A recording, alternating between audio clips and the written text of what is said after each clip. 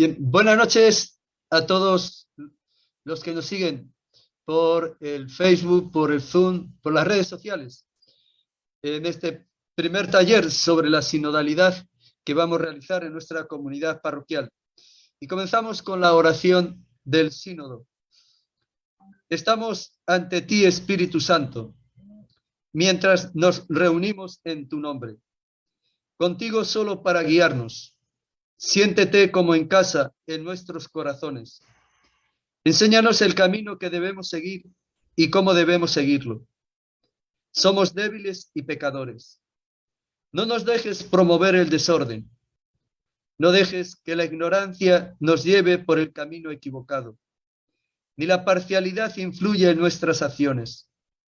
Encontremos en ti nuestra unidad, para que podamos caminar juntos hacia la vida eterna y no desviarnos del camino de la verdad y la justicia. Todo esto te lo pedimos, que estás obrando en todo lugar y tiempo, en la comunión del Padre y del Hijo, por los siglos de los siglos. Amén. Vamos entonces a tener hoy la ponencia que nos van a dar el matrimonio de Pedro y Asunta. Ellos viven en Quito, es lo que nos da pues que las redes se puedan dar pues una conferencia desde otro país, ¿no? Son peruanos, pero están en Quito.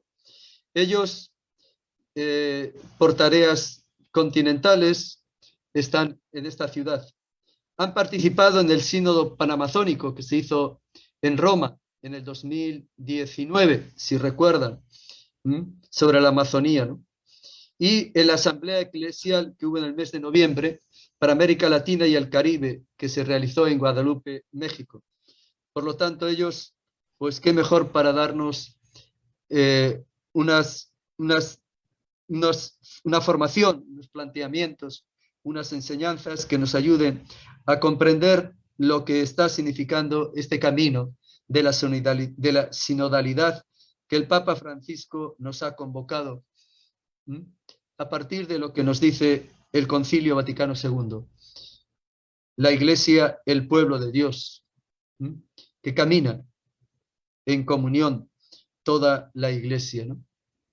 Pues bien, vamos entonces a escuchar a Pedro y Asunta, sus planteamientos, sus enseñanzas y al mismo tiempo el agradecimiento a todas las personas que se están uniendo a las redes. Buenas noches.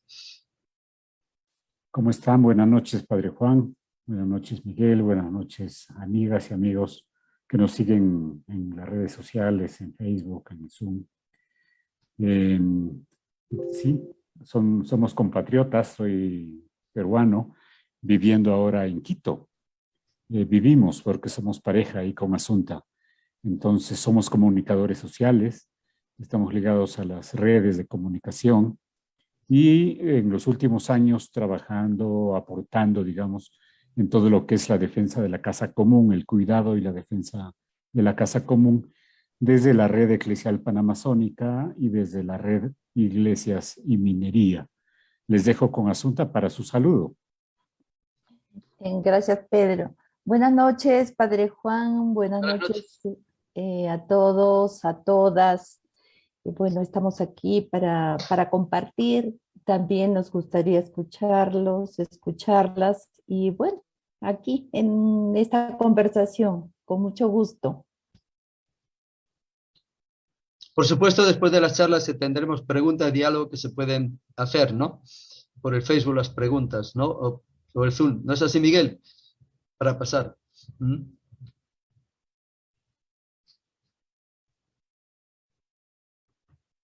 Bien, entonces. En la charla, en la conversa. Una conversa, sí.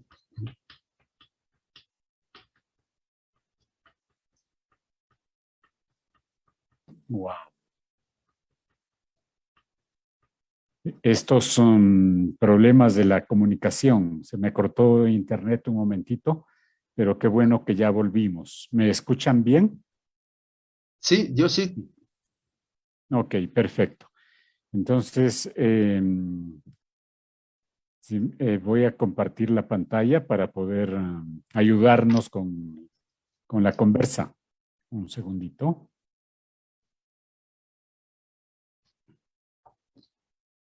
A ver, a ver. Es por aquí, aquí. Eso. Bien, se nos ha pedido que conversemos sobre el tema de los laicos y laicas, ¿no? En la participación de los...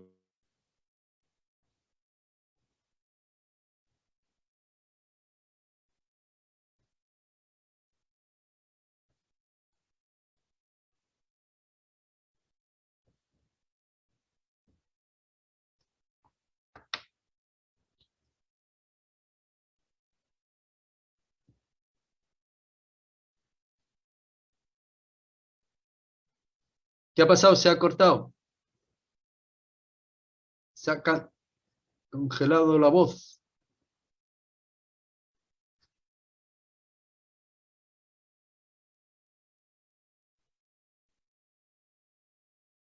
¿Se ha ido?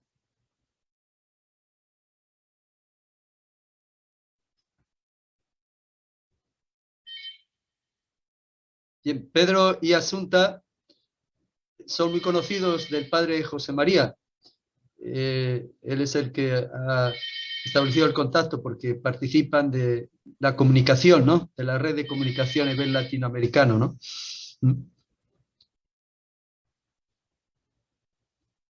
Sí, es una pena, estamos teniendo problemas con con las conexiones, pero bueno, vamos a retomar. Compartimos. Bien, ahora sí. Perfecto.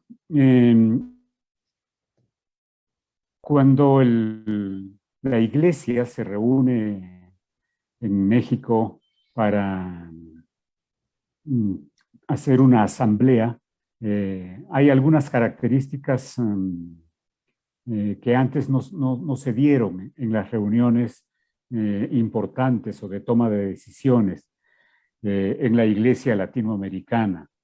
Por lo general, cada cierto tiempo, nuestros obispos se reunían en las conferencias episcopales, ¿no? Pero esta vez no era una conferencia episcopal, no era una conferencia de obispos, era una conferencia de los miembros de la iglesia, es decir, de todos los miembros de la iglesia. Evidentemente, obispos, sacerdotes, religiosos, religiosas y muchos laicos, ¿no? Esa es una característica entonces que no teníamos antes. No está avanzando. ¿Por qué no avanza la...?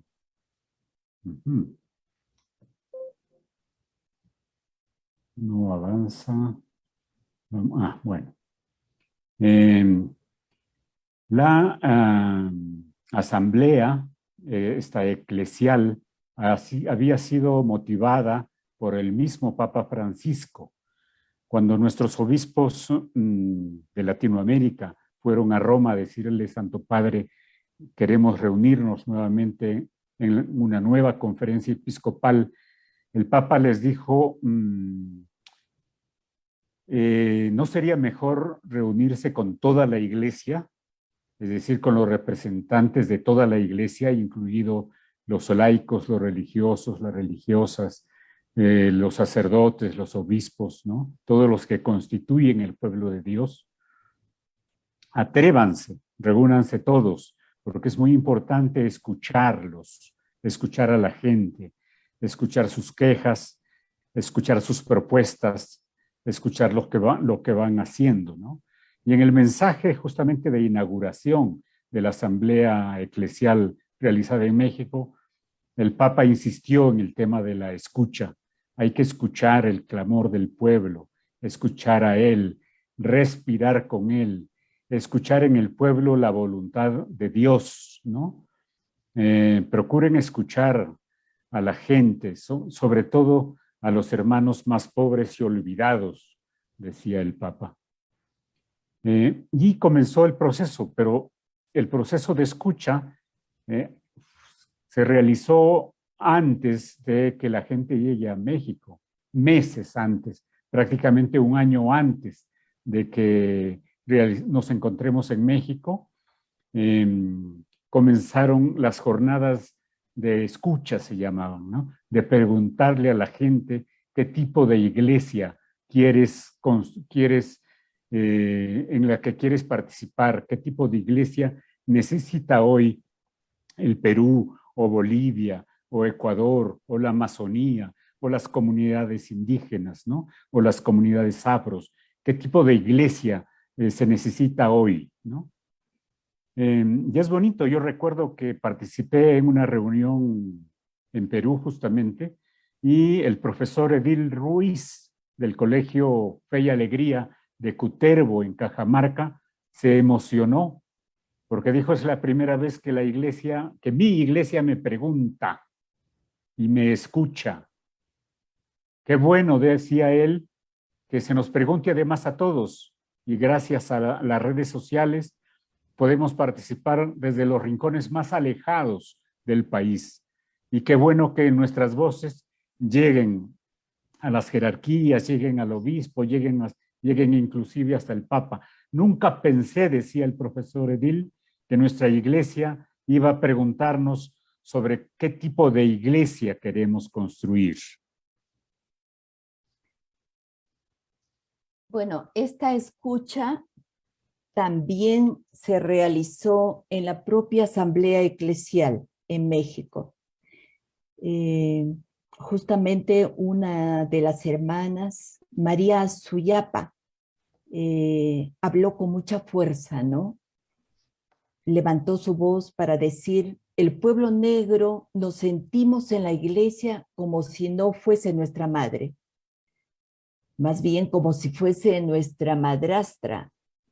Somos marginados, somos excluidos, hay mucha indiferencia por parte de sacerdotes, de obispos y los misioneros que llegan a evangelizar lo hacen desde ellos mismos y no desde Cristo. Hizo este relato con mucho dolor la hermana María Suyapa, representante de la Pastoral Afro Latinoamérica en la Asamblea Eclesial. Las mujeres negras de nuestras comunidades se quejan, dijo, no nos llevan en consideración, nos excluyen en la iglesia y en nuestra sociedad.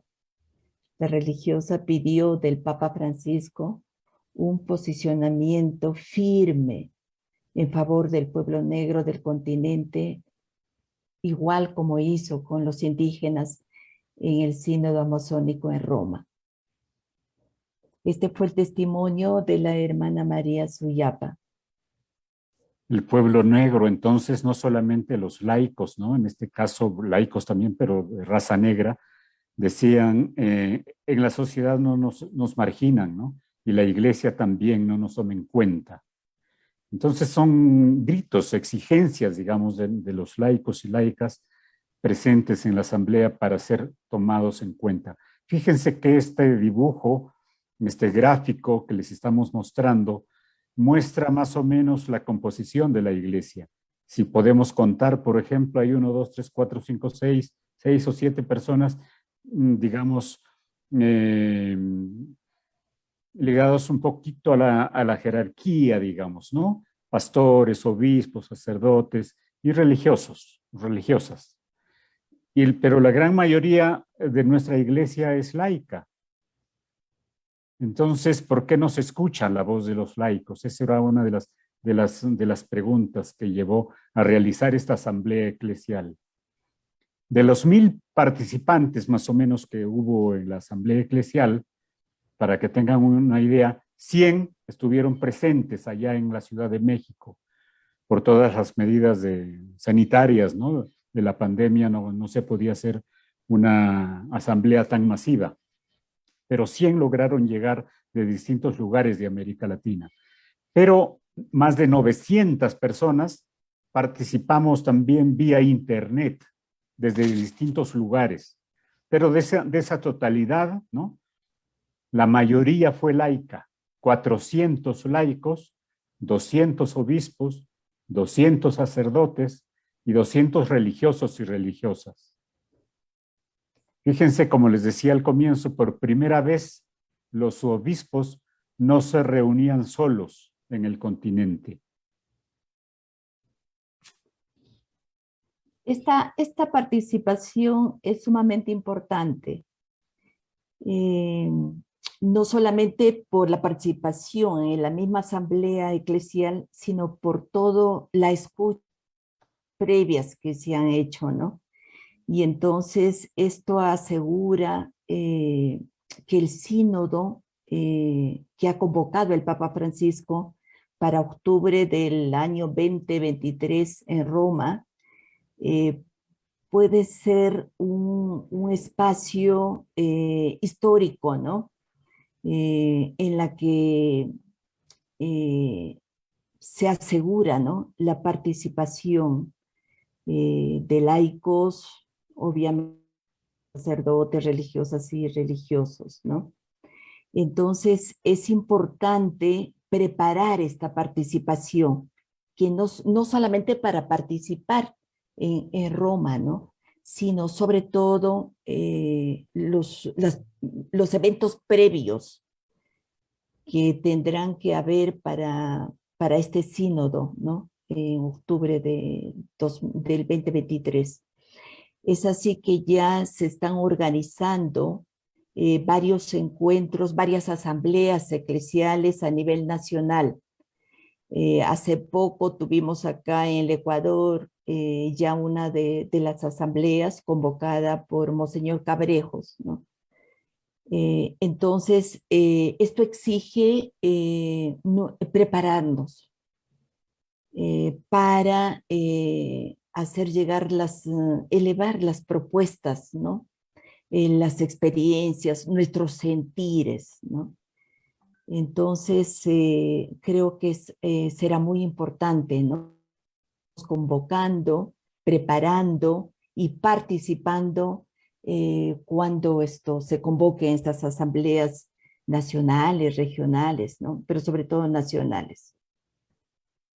El sínodo entonces no ha concluido, no ha terminado. El sínodo no es una fecha determinada en la Ciudad de México, sino es todo un proceso. Estamos entonces en un proceso sinodal. Estamos iniciando, digamos, un proceso de cambios en la iglesia. Otra iglesia, otra forma de ser y de participar en la iglesia, ¿no? El Papa Francisco ha sido muy duro. Ha dicho, el clericalismo le ha hecho muchísimo daño a la iglesia. Es decir, pensar que la iglesia está hecha fundamentalmente por obispos y sacerdotes y religiosos, ¿no?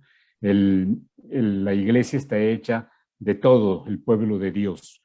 Vamos entonces a transformar, a construir una nueva forma de ser iglesia, donde las mujeres, donde los jóvenes, por ejemplo, tengan un papel muy importante. Y esta asamblea eclesial ha terminado al final, digamos, con un documento un poquito largo. Son 41 desafíos, 41 propuestas que han salido, ¿no? Si ustedes después buscan en internet asamblea eclesial 41 desafíos, van a encontrar un documento, ¿no?, donde están todos los desafíos planteados en esta asamblea. Desafíos quiere decir tareas, retos, acciones en la que tenemos que comprometernos cada uno de nosotros, ¿no?, si somos seguidores de Jesús. En primer lugar, una de las primeras cosas que se ha conversado mucho en la asamblea eclesial es de que en realidad Jesús, ¿no?, Cristo vino no para que nos convirtamos nosotros en una iglesia, sino para que los podamos transformar el mundo, hacer un mundo más humano, más fraterno, más acorde con la dignidad de los hijos y de las hijas de Dios, ¿no? Entonces, nuestra tarea no es solamente participar, digamos, en el templo, sino que el templo tiene que ser un espacio para recobrar fuerzas, ¿no? Para compartir experiencias, para celebrar nuestra fe, para tener fuerzas y trabajar en el mundo, para transformar el mundo, transformar nuestras vidas, transformar nuestras familias, transformar nuestros barrios, ¿no? Hacer lugares más bellos y más bonitos, ¿no? Donde todos seamos hermanos y hermanas y donde no haya pobreza, no haya marginación. Esa es la tarea de los cristianos, esa es la tarea central. Por eso es que entre los desafíos hemos hecho, de estos 41 desafíos que ha planteado la Asamblea Eclesial, hemos seleccionado algunos para compartir ahora con ustedes, para comentar con ustedes, ¿no? Y el primer desafío que aparece en ese documento es que tenemos que reconocer el protagonismo de los jóvenes en la comunidad. O sea, los jóvenes están llamados a transformar la iglesia, principalmente la juventud de nuestras parroquias, la juventud de nuestras diócesis, la juventud de nuestras comunidades. Son ellos los principales agentes de transformación de la sociedad y de la iglesia.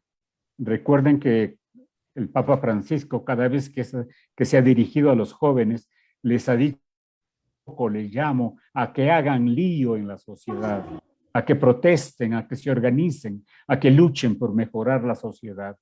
Y ha dicho también, vayan a sus parroquias, vayan a sus obispos, exíjanles cambios en la iglesia. Es decir, este es un llamado clave, importante, sobre todo para la juventud, ¿no? Ese es un reconocimiento, perdón, ese es uno de los desafíos principales del sínodo eclesial, ¿no?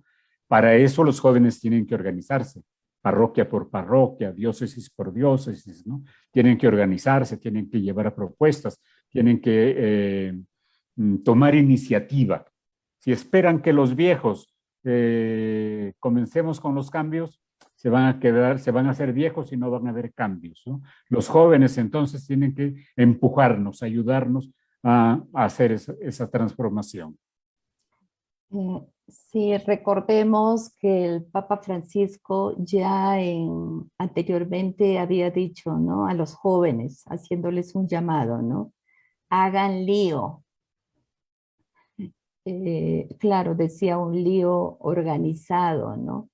Entonces creo que ese llamado a los jóvenes, y los jóvenes sí respondieron, ¿no? Y comenzaron también a hacer esto lío, ¿no? Creo que ese fue un llamado muy, muy bonito, ¿no? Otro de los desafíos, esto se nos hace a las mujeres, ¿no?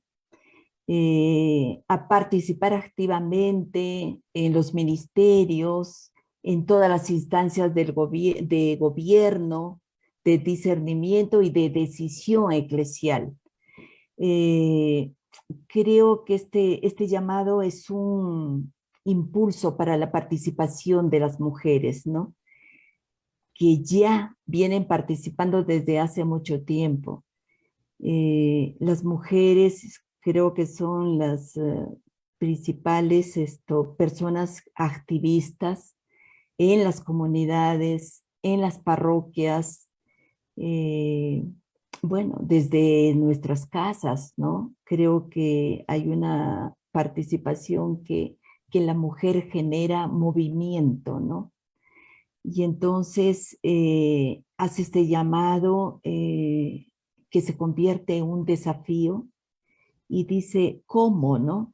¿Cómo pueden participar las mujeres activamente, no? Entonces el llamado es a crear una comisión latinoamericana, obviamente que sea conformada por mujeres, pero yo creo que no solamente por mujeres, ¿no? Sino también por varones, por hombres, ¿no? Que reflexione y profundice sobre su participación en todas las instancias de decisión de la iglesia, ¿no? Incluso en la formación, y creo que esto es que debemos subrayar, ¿no? La formación de los presbíteros, ¿no? ¿Qué otra forma? Contribuyendo al discernimiento sobre el diaconado femenino y nuevos ministerios. También la otra manera, dice, generando rutas, itinerarios de formación, ¿no? En las iglesias locales, que se fomente el desarrollo, pero un desarrollo integral de la mujer, ¿no? Y su contribución en la vida y su misión. Creo que la participación de la mujer, como ya dije también, ¿no? Y lo dice las propias experiencias, ¿no? Es el alma, ¿no? De organización y de movimiento y de ir logrando también cambios, ¿no? Desde cambios pequeños hasta grandes cambios, ¿no? Entonces, este llamado es un desafío, ¿no? Hacia la mujer, a las mujeres, ¿no? Sí, por nuestra experiencia, la experiencia de cada uno de ustedes, pues nos consta que son las mujeres las que le dan vida prácticamente a la vida en nuestras parroquias, ¿no? Son las que más se organizan, las que más participan, ¿no? Y sin embargo están relegadas, ¿no? Entonces el grito de las mujeres a que sus derechos sean respetados no solamente en la sociedad, sino también en la iglesia, ha sido un grito muy escuchado en la asamblea eclesial, ¿no? Entonces, soñar con que en algún día las mujeres tengamos mujeres obispos, mujeres sacerdotes, mujeres diáconos, ¿no? Pues no es de justicia, ¿no? Es de justicia y las mujeres tienen que organizarse para participar también en esas instancias, ¿no? Ya se van dando pasos en varias partes del mundo. Hay mujeres dirigiendo parroquias. Todavía no son ordenadas sacerdotes, digamos, pero ya tienen la suficiente capacidad como para dirigir comunidades parroquiales, ¿no? Entonces, vamos avanzando. Les animamos entonces a las mujeres que están escuchando a que se reúnan, participen, dialoguen, ¿no? Entonces, jóvenes, mujeres, motores de los cambios en la iglesia, ¿no? Dentro de eso, otra de los desafíos planteados en la Asamblea Eclesial es la importancia de la participación de jóvenes, de mujeres y del conjunto de los laicos. Pero el llamado a los laicos no es solamente para una mayor participación solamente al interior de la iglesia, ¿no? El llamado a los laicos también es a participar en toda la vida cultural, política, social, ¿no? Y evidentemente eclesial.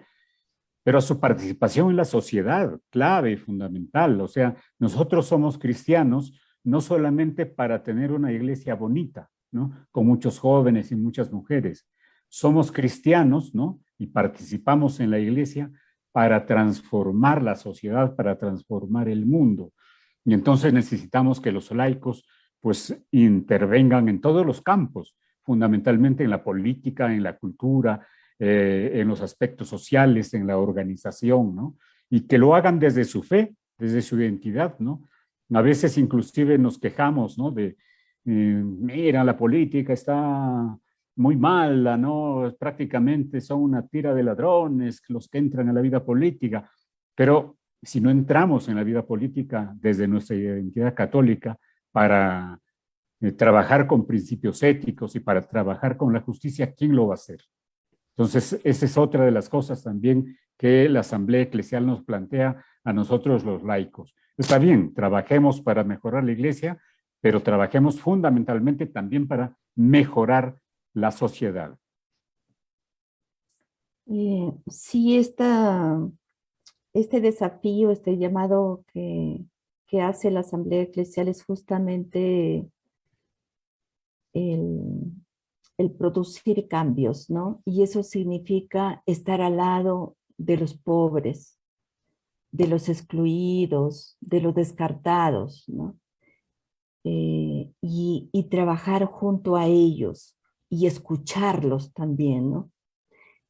Porque si no hacemos eso, no se escucha el clamor de los pobres y no se interactúa con ellos y no logramos visibilizar estos nuevos rostros, ¿no? excluidos, excluidas. Entonces, no puede haber transformación y la iglesia está llamada a transformar, porque en la iglesia somos todos, ¿no? Y el Papa Francisco creo que hace mucho hincapié en esto, ¿no? A no ser cómplices, ¿no? Cómplices de muerte, ¿no? Eh, sí, estar con un sistema, ¿no? De muerte, ¿no? Que todos los días pues excluye, mata, eh, porque no hay un trabajo digno, porque no hay participación de la gente que menos recursos tiene, ¿no? Entonces hay que propiciar espacios de participación, de escucha, de diálogo y estar justamente trabajando junto a las personas que más necesitan, ¿no?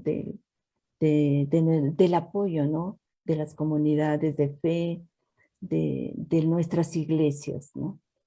Este es un desafío que nos propone también la Asamblea Eclesial.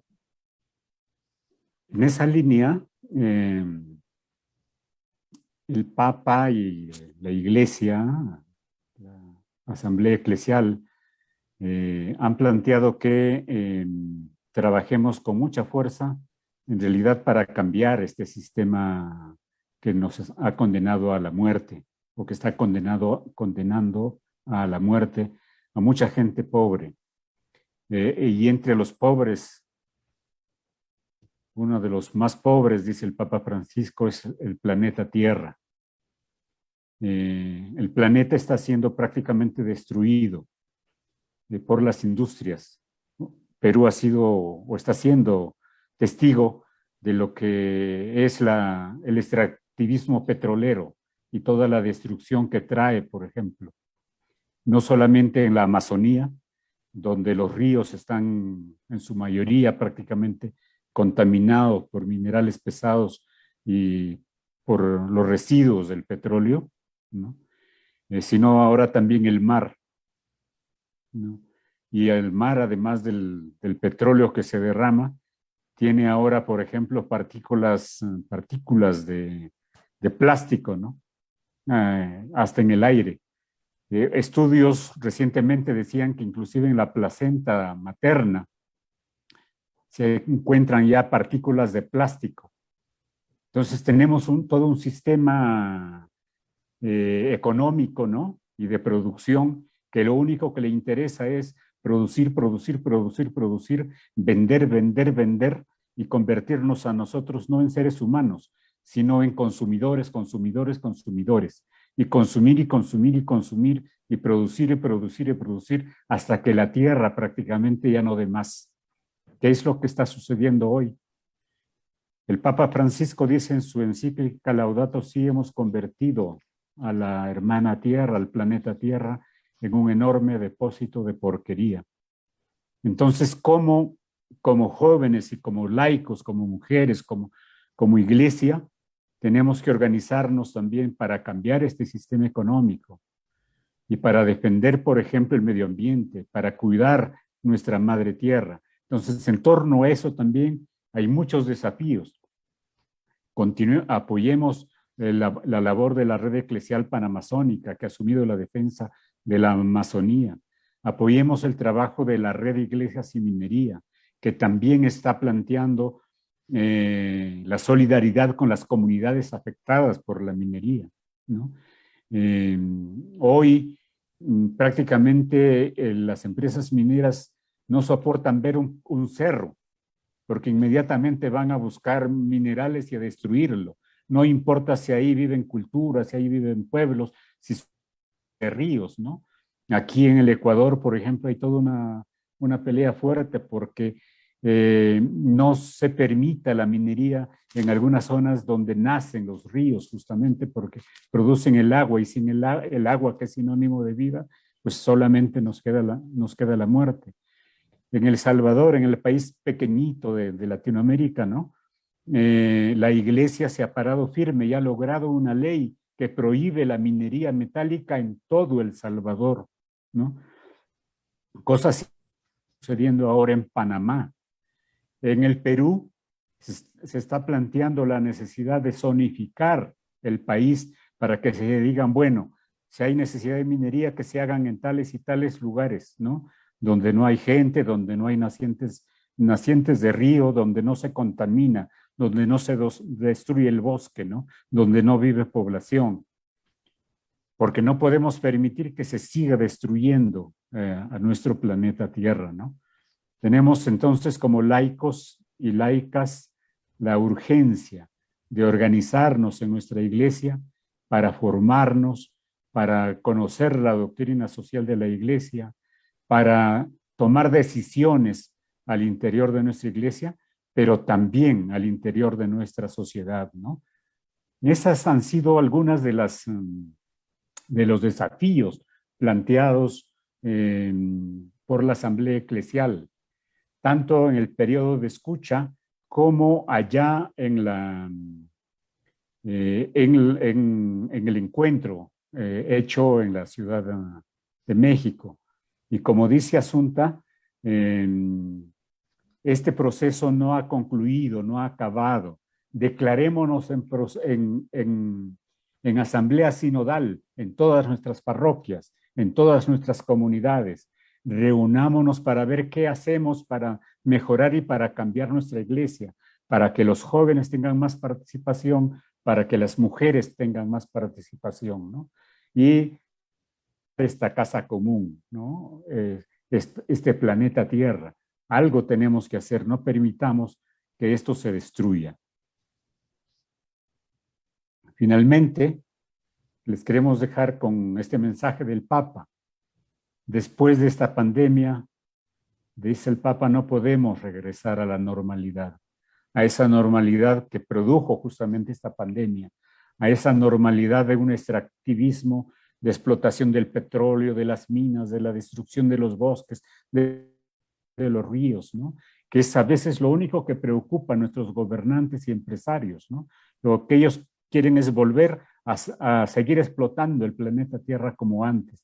Y el Papa Francisco dice, no, necesitamos organizarnos de otra manera, organizar la sociedad de tal manera que podamos compartir, distribuir la ternura, criarnos de otra forma, aprender, dice el Papa Francisco, de los pueblos indígenas, que ellos sí saben cuidar y tratar a la madre naturaleza. Los pueblos indígenas respetan mucho al río, a la laguna, al árbol.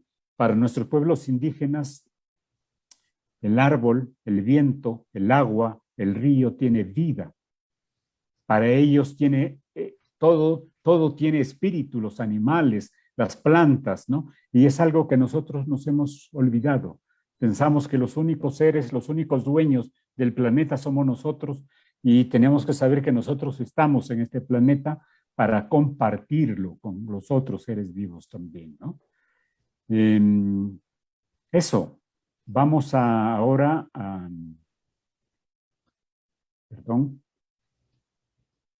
compartir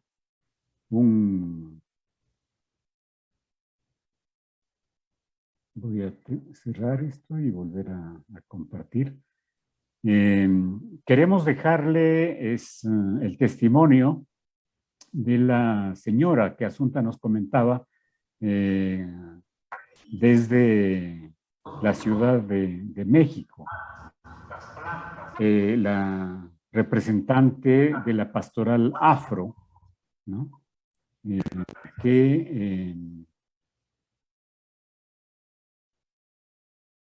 Segundito.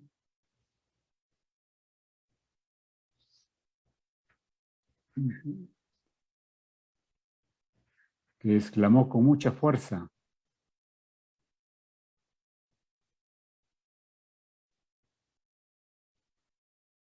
su mensaje a la Asamblea Eclesial, ¿no? Creo que ella es, la van a ver, una hermana religiosa afro, representante de la pastoral afro, que trajo la voz de las mujeres. Escuchémosla con atención y que su mensaje quede resonando y nos sirva también para ver cómo podemos con mucha libertad hablar y expresarnos al interior de nuestra iglesia, ¿no? A veces hemos tenido miedo, ¿qué dirá el padrecito? Pero felizmente tenemos en nuestra parroquia aquí a Juan, a José Mari, ¿no? Párrocos que nos dan completa libertad y nos animan a participar cada vez con más fuerza. Escuchemos. Estamos compartiendo en esta Asamblea Eclesial Latinoamericana desde aquí de México en representación de la pastoral afro-latinoamericana y el Caribe. Realmente ha sido una experiencia, es una experiencia muy hermosa, ese compartir de ver la diversidad cultural que existe. En los trabajos que se está realizando se refleja bastante el dolor y el sentimiento de nuestro pueblo con relación a lo que es la exclusión, la discriminación, el racismo y sobre todo que la mujer negra es muy relegada en la misma sociedad, igualmente en la iglesia. Son dolores que el mismo pueblo ha manifestado y esa voz estamos aquí para compartir el sentir y el dolor, mala esperanza de nuestro pueblo afro-latinoamericano. Dentro de nuestra esperanza, a pesar del dolor de la exclusión, tenemos mucha esperanza como ser lo que es esa inclusión que ha iniciado ese proceso sinodal por medio de la invitación que nos ha hecho CELAN a participar activamente en esta asamblea. También tenemos una gran esperanza porque creemos que el Santo Padre, nuestro pastor, se acordará, como se lo ha hecho anteriormente, de nuestro pueblo afro.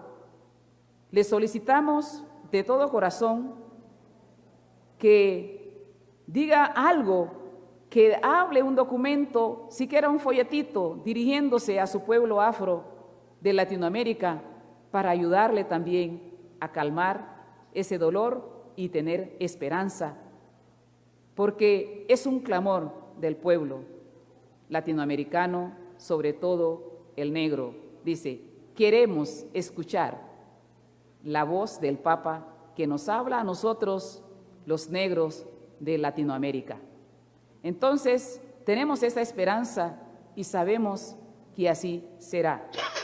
Gracias por esa oportunidad que nos ha dado y queremos también, confiamos en el Dios de Jesús, en el Dios de nuestros ancestros, que nuestra iglesia también poco a poco va a ir cambiando mucho sistema de evangelización para que tome en cuenta las raíces culturales de los pueblos latinoamericanos en un verdadero sentido de evangelización desde nuestra espiritualidad como afro-latinoamericanos, que es una gran contribución para la iglesia en el mundo.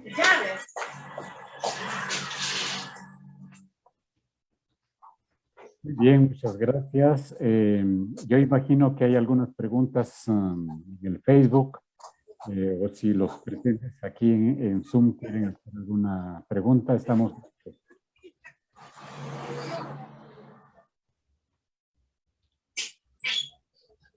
Bien, entonces, Miguel, preguntas hay por el Facebook.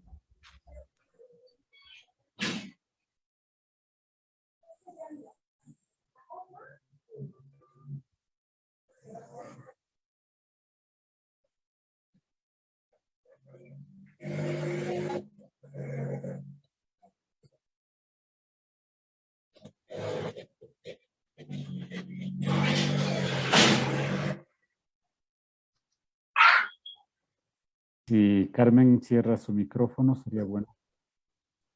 Gracias. Bueno, hay dos Carmen, ¿no? Una de ellas era la...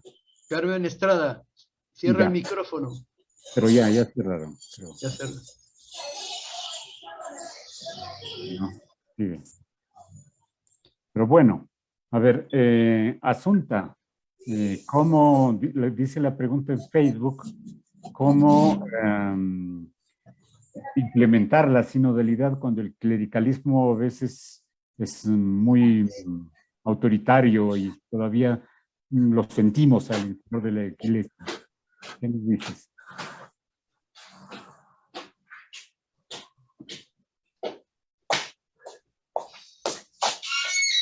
Carmen, apaga tu micrófono.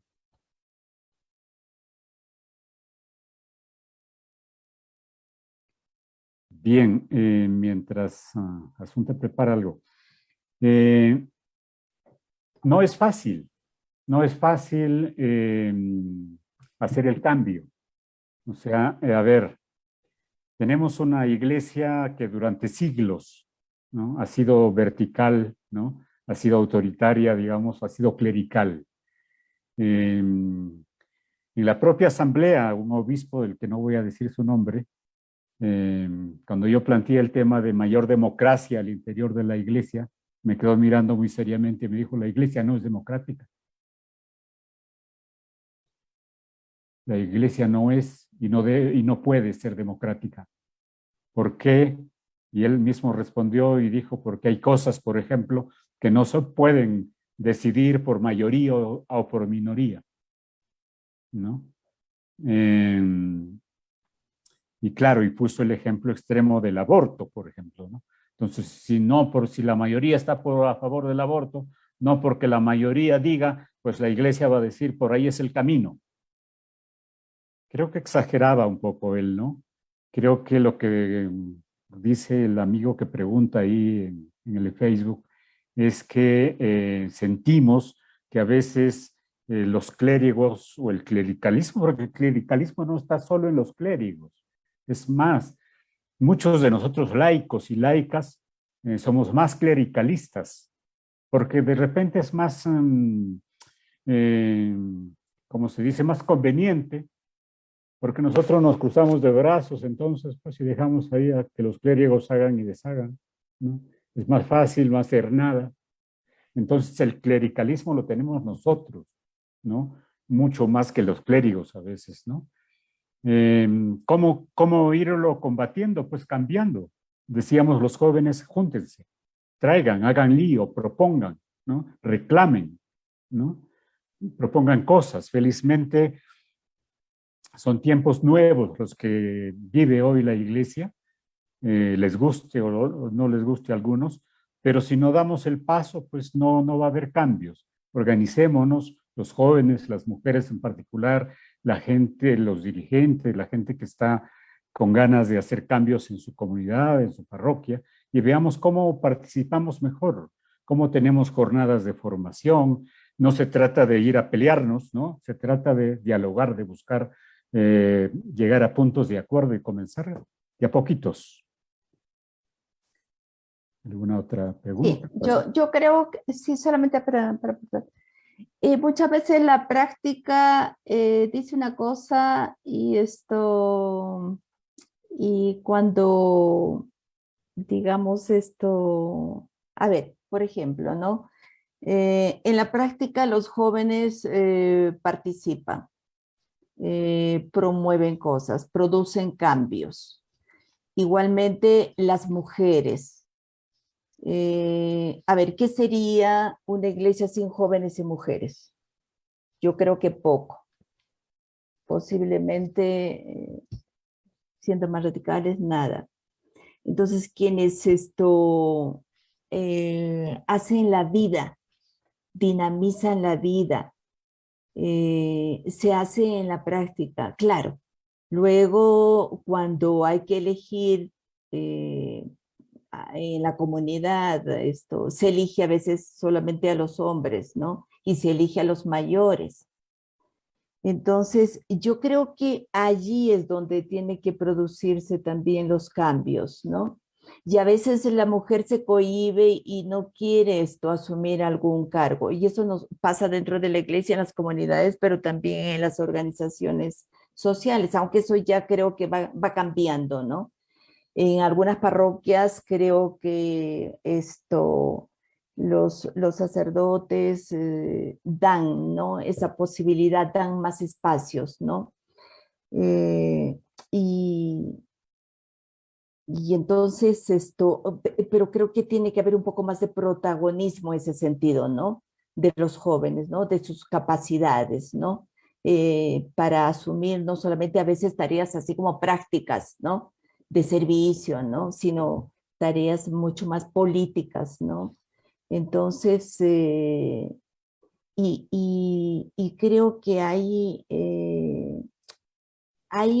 esas posibilidades, ¿no? Y si no las hay, pues hay que buscarlas. No esperar que el sacerdote o el mismo laico que a veces se asume más que un sacerdote también, digamos, ¿no? De forma negativa, digamos, en sus procedimientos, ¿no? Entonces, hay que pelearlos y hay que buscar los espacios, no solamente esperar que a uno le den los espacios, ¿no? Entonces, creo que por allí podría ser a través de la catequesis, de todos los espacios que hay en la iglesia y se promueven, ¿no?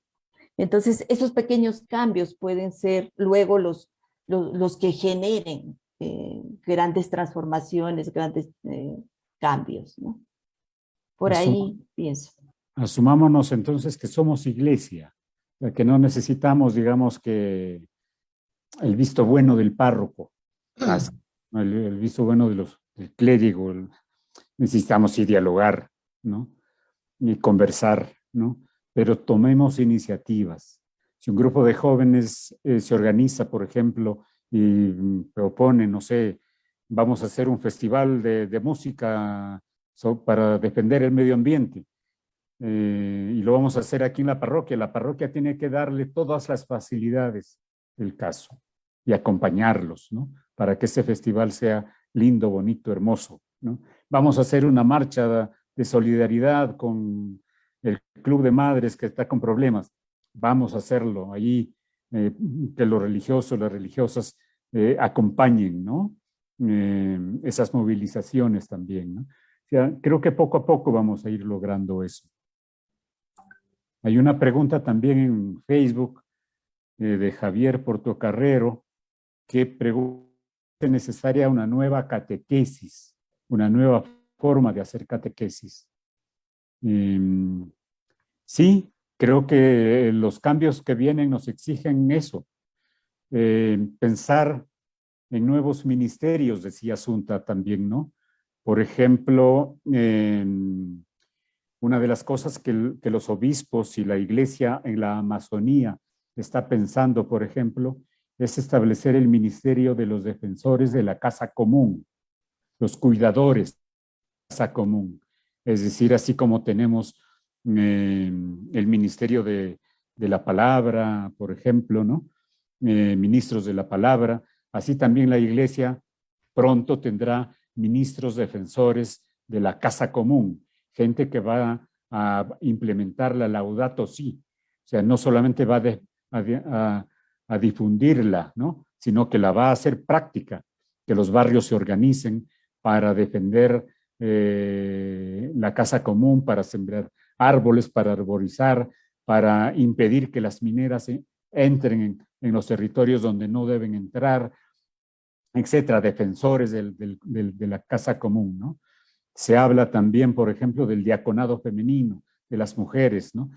Son nuevas formas, nuevos ministerios y evidentemente una nueva manera de hacer catequesis. A los niños, en vez de meterlos solamente en el local parroquial para adoctrinarlos y hacerles que repitan como loritos, hay que llevarlos afuera. Hay que, ojalá visiten, por ejemplo, a los vecinos, a los más pobres. Ojalá vayan a los hospitales a visitar a los enfermos. Ojalá se hagan con los niños, por ejemplo, jornadas para cuidar el parque. Que vayan puerta a puerta a los vecinos a decirle, vecinos, no está bien que boten la basura en la calle, ¿no? O organicémonos cosas, o sea, esa es la mejor forma de hacer catequesis. una catequesis que hace que la vida del cristiano sea eso, sea vida, no sea doctrina, no sea solamente repetir como papagayos, ¿no? Estos son los mandamientos, esto, hay que conocerlos, evidentemente, hay que conocer los mandamientos, los sacramentos, pero sobre todo hay que practicarlos. Entonces, una nueva forma de hacer catequesis, viviendo lo que se predica y lo que estamos aprendiendo, Javier. Asunta. Yo creo que hay que hacer lío. Lío en todo lado, en todos los espacios, pero un lío organizado, ¿no? No solamente la protesta, ¿no? Y escuchar otra vez. Porque a veces empleamos la palabra escucha, creo, cuando nos conviene también, ¿no? Entonces, si no estamos cambiando las formas de hacer catequesis, no estamos escuchando a los que se van a los que se van a catequizar, digamos, ¿no? A mí ni me gusta la palabra catequizar porque parece adoctrinar, ¿no? Entonces, creo que otra vez hay que estar tener mucha disposición para la escucha, ¿no? Porque si no estamos escuchando es decir que no estamos cambiando nada, ¿no? Solamente estamos repitiendo, ¿no? Y entonces eso implica, escuchar implica meterse en un lío, hacer lío, pero como digo, no un lío cualquiera, sino un lío organizado, ¿no? Y entonces los métodos también tienen que cambiarse, pues. No podemos estar con métodos de hace 50 años, 100 años, o sea, cuando toda la vida está cambiando, ¿no? Todo se está revolucionando todos los días en nuestras casas, ahí con nuestras familias, en los barrios, en todos los espacios. Entonces, no podemos hablar de cambios, menos cambio del sistema cuando no somos capaces de hacer cambios pequeños. Entonces, yo sí llamaría a hacer lío en todos los espacios, de las parroquias, de las iglesias y de las comunidades. Si no, no vamos a producir ningún cambio pequeño y menos un cambio más grande. Karen Zárate nos pregunta qué hacer para eliminar el machismo y el clericalismo, ¿no? A ver, el machismo es algo que lo tenemos en la sangre, es algo que forma parte de nuestra mentalidad, de nuestra forma de ser, de nuestra cultura. Hemos sido entrenados, educados, ¿no? Desde la casa, ¿no? Y desde la escuela, el colegio, etcétera, etcétera, y de los medios de comunicación, en una cultura machista, ¿no? En una cultura autoritaria. Teníamos que cambiar nosotros en primer lugar, ¿no? Cambiando nuestra forma de ser, no permitiendo que el machismo se imponga en nuestra casa o en nuestro centro de trabajo, o en nuestra comunidad y evidentemente en nuestra parroquia. Y tomando iniciativas, como decía Asunta, llevando propuestas, haciendo que los cambios vayan sucediendo. Eso no va a cambiar, o sea, simplemente porque lo decimos. Eso hay que hacerlo carne, hacerlo vida, ¿no? Y nos van avisando también en cuanto al tiempo, para no alargarnos demasiado, nos avisan cuánto tiempo queda. Nos comprometemos a seguir respondiendo las preguntas que vayan poniendo en el Facebook, en texto también, ¿no? Ustedes nos avisan. Sí, solamente una cosa pequeñita con relación al machismo. Lamentablemente hay que reconocer que el machismo también está en las mujeres, ¿sí? Entonces, y si nosotros no dejamos de ser machistas, va a ser más difícil que nuestros amigos, nuestros compañeros, nuestras parejas dejen de ser machistas. creo que la propia mujer a veces esto sostiene el machismo, ¿no? Que lo venimos aprendiendo desde en la familia, en las escuelas, en las universidades y todo, ¿no? Felizmente que creo que está produciendo bastantes cambios en ese sentido, ¿no? Pero creo que a veces nosotras mismas somos, digamos, cómplices de esos machismos, ¿no? Eh, y entonces hay que empezar por uno mismo, ¿no? No permitirlo, ¿no? En la propia casa, ni con la propia pareja, ¿no? Ni con los hijos. Entonces, y claro, luego en la misma comunidad, ¿no? Y en nuestros barrios y en la misma iglesia, ¿no? Entonces hay que denunciar y hay que hacer cambios, ¿no? O sea, y justamente pues rompiendo, ¿no? Con ese tejido, ¿no? Que, que lamentablemente pues nos ha inculcado los propios padres, ¿no? A ser machistas, ¿no?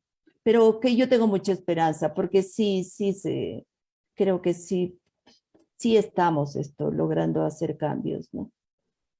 Entonces, mujeres más firmes, más empoderadas, ¿no? Educando mejor a nuestros hijos, compartiendo las tareas.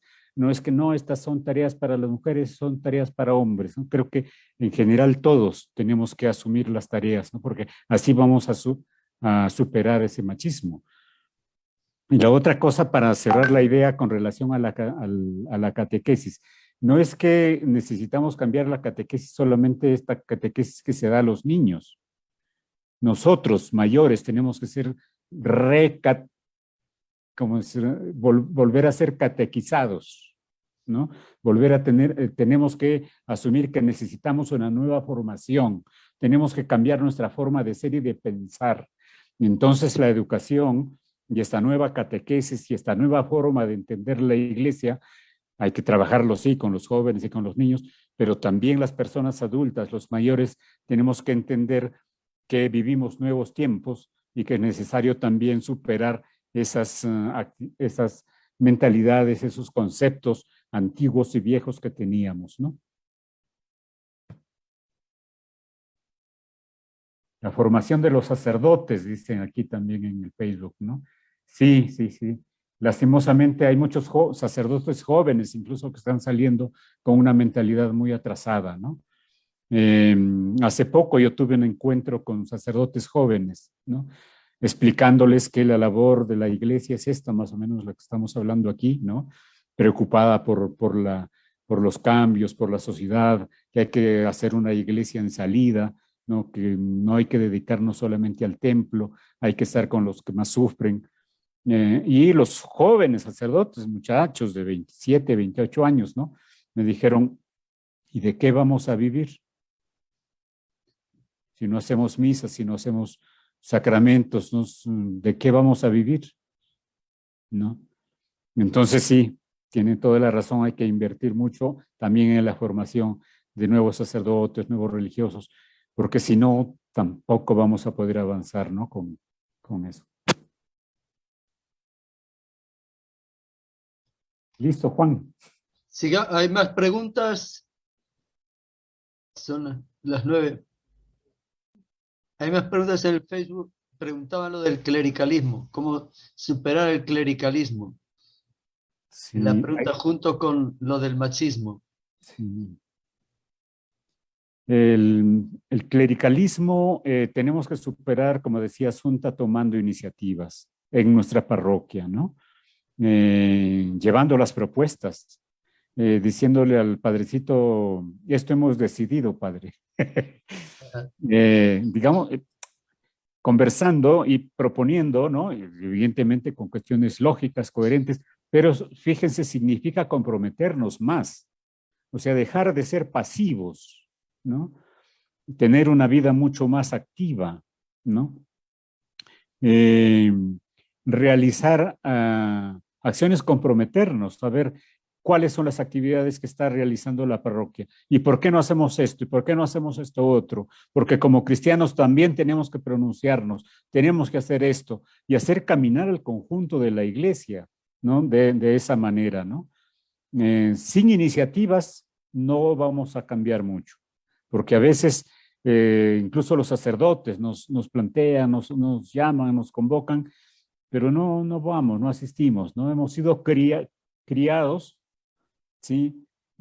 O mal acostumbrados a ir a la iglesia solamente para la misa dominical y a veces ni siquiera para eso, a veces solamente vamos cuando hay un matrimonio, cuando hay un bautizo, cuando alguien muere y hay que ir a la misa, ¿no? Y entonces tenemos una vida muy pasiva como cristianos, ¿no?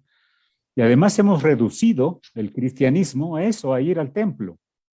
Y cuando el cristianismo es salir del templo, ¿no? Ir a la calle, ir a la comunidad, ir al encuentro con la gente, ir a fortalecer las organizaciones, ir a luchar con los jóvenes, ¿no? Ir a pelear ahí con las madres que tienen los comedores populares y no lo pueden parar bien, tienen limitaciones, hay que ir a ayudarlos, a ayudarlas, ¿no? Eso es ser cristiano, ser prójimo del que más sufre, del que más lo necesita. Ser cristiano no es ir a la misa todos los domingos, hay que ir a la misa todos los domingos para celebrar esa otra vida, esa vida llena de propuestas, llena de compromiso con la gente que más sufre. Ser cristiano es no permitir que en nuestro barrio haya gente que muera de hambre, por ejemplo. Eso es ser cristiano. Algo pequeñito solamente. Yo creo que para superar el clericalismo tiene que haber esto, digamos esto, decisión tanto de los laicos como de los sacerdotes, los obispos. Por ejemplo, yo muchas veces he escuchado, ¿no?, a varios amigos, sacerdotes, párrocos, que dicen, uy, no tengo tiempo para nada, o sea, no, tengo que hacer de miles, múltiples tareas, ¿no? Y uno dice, pero ¿por qué, no? O sea, ¿por qué si un laico, una laica puede ser párroco? Y ya hay pocos ejemplos, ¿no? Pero hay párrocos laicos. Y ahorita no recuerdo, pero hay, ¿cómo se llama esto? Como reglamentos, leyes, ¿no? Y que se puede, o sea, esto, están escritos para que se produzca eso. Entonces, muchas veces se quejan tanto de las tantas tareas y además la verdad es que no hay ahora muchos sacerdotes, o sea, hay una crisis. Y entonces, si de verdad estamos no solamente hablando, sino queriendo esta iglesia como la que Jesús nos mostró, nos enseñó, ¿no? Entonces, esto creo que podríamos también tomar decisiones en ese sentido, ¿no? Y no tener miedo de compartir el poder, entre comillas, que son más bien tareas fuertes con los laicos, ¿no? Entonces, una decisión de parte de los clérigos, pero también una decisión de parte de los laicos, que a veces ya están haciendo tareas, digamos, mucho más fuertes, tareas, claro, no completas de un sacerdote, pero que son capaces, ¿no? Son personas responsables, ¿no? Y que asumen mucho ese ser de iglesia, ¿no? Entonces, creo que es parte y parte, ¿no? Que los laicos también deben ser capaces de asumir y de proponer, porque como digo, a veces ya están asumiendo muchas tareas, ¿no? Pero en diálogo, ¿no? se puede llegar, creo, a acuerdos, ¿no? Sí, dice el Papa Francisco que el clericalismo es uno de los enemigos de la iglesia, es una de las cosas que más daño ha hecho a la iglesia, dice así el Papa Francisco, porque justamente nos ha hecho producir esta iglesia que tenemos hoy, de gente que piensa que cristiano es ir a misa, ¿no? Solamente, ¿no? Y claro, y en la misa quien preside es el sacerdote, ¿no?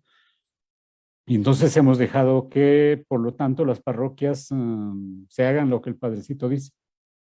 Y si el Papa nos está llamando a superar el clericalismo, decidámoslo, ¿no? Comencemos a hacer las cosas distintas, diferentes, organicémonos de otra manera. Incluso creemos nuevas formas de participar en la iglesia.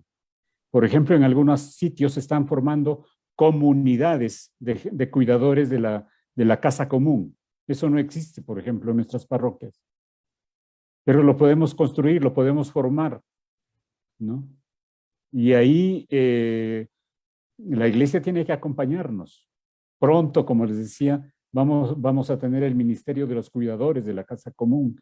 Entonces, hay que construir. Ustedes tienen ahí en las zonas, por ejemplo, lugares que en invierno, ¿no? Florecen, crecen las plantas, ¿no? Las lomas. Las lomas, ¿no? Por ejemplo, cómo se las defiende, cómo se las promueve, ¿no? Y además de arborizar las calles, arborizar los parques, o sea, hay grandes tareas que se pueden hacer como cristianos. Y en esas tareas hay que exigir, por ejemplo, al municipio, las plantas, el agua para regar. O sea, el cristiano tiene que incluso en esa pelea, digamos, por cuidar la casa común, hacer que las autoridades cumplan su papel, ¿no? Entonces, ser cristiano significa también ayudar a que las autoridades municipales hagan un buen trabajo. Entonces, hay muchas cosas que podemos hacer como laicos. Cambiar la mente del cemento y el ladrillo al árbol y la planta. Eso, creo que eso es urgente, grita la Madre Tierra, ¿no? Porque ya no da más.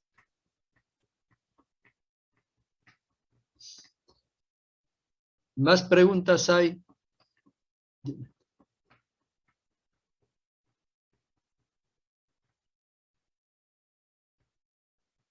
¿Qué piensa el padre Juan, dicen? Ah, ¿qué pienso? ¿Qué piensa el Claro, padre Juan sobre el mira, clericalismo, dice?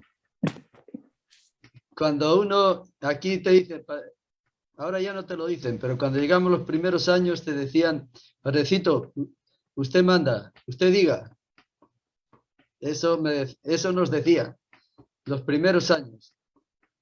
Como José María es un poco más humorista, pues ya no te lo dicen. Bueno, siempre hay alguna que otra persona te lo dice.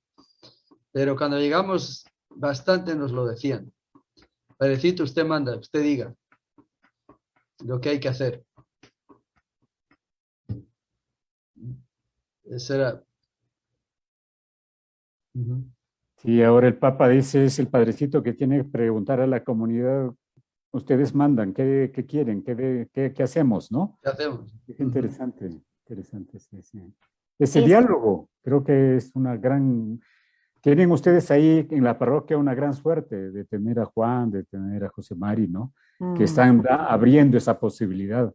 No, ustedes son privilegiados, no en todas las parroquias es así. Wow, hay sitios donde da miedo hablar con el padrecito. esa A veces, pregunta es linda, ¿no? ¿Qué hacemos? O sea, envuelve a todos, ¿no? A todas, ¿no? Significa qué hacemos juntos y cómo lo hacemos, ¿no? Entonces es una responsabilidad compartida, es el cuidado del uno con el otro, o sea, entre todos, ¿no? Y eso implica amor, solidaridad, ¿no? Y creo que esos son los principios de la iglesia que Jesús nos enseñó, ¿no?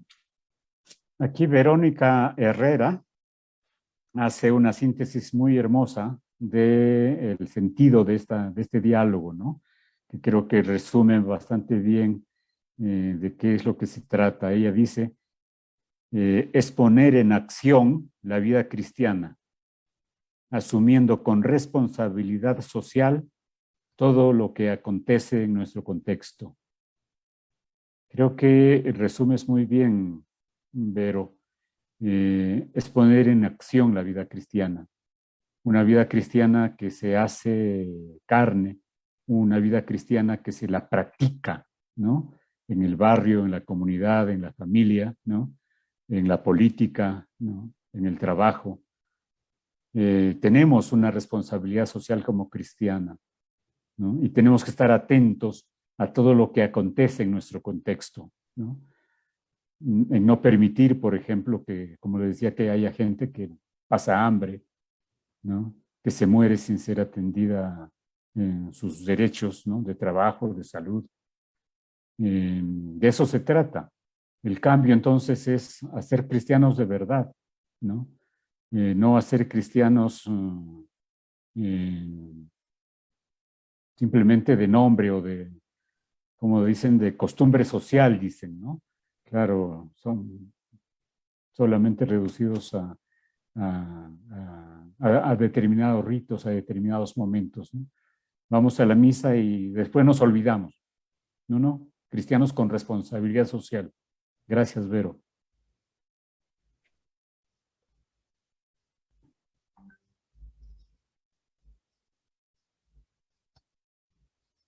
Bien, ¿hay alguna otra pregunta para ir entonces concluyendo?